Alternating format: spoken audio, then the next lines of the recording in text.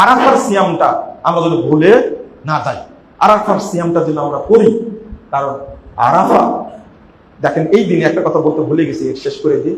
মুহাম্মদ রাসূলুল্লাহ সাল্লাল্লাহু আলাইহি ওয়াসাল্লাম বলছেন যে আল্লাহ রাব্বুল আলামিন অন্য 360 দিনে দুনিয়ার আসমানে নেমে আসেন, দুনিয়ার আসমানে নেমে আসেন, কিন্তু আরাফার দিন ওয়া ইন্নাহু ইয়াদনু, আল্লাহ আরাফার দিন বান্দার সবচেয়ে নিকটে চলে আসে এবং বলেন মা আরাদা হাউলাই বাহিল মালাইকা, ফেরেশতাদেরকে বলে তোমরা তো এদেরকে সৃষ্টি করতে নিষেধ করেছিলে, মা আরাদা হাউলাই, তারা এখন আমার কাছে কি চাচ্ছে দেখো।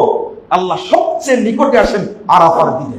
অতএব আরাফার দিনে দোয়া করা থেকে আমরা বিরত থাকবো না, আমরা বেশি বেশি দোয়া করব, বেশি বেশি সাদকা করব, সিয়ামটা পালন করার চেষ্টা করব এবং পিতামাতার জন্য আমরা কিছু একটু হাদিয়া দেওয়ার চেষ্টা করব।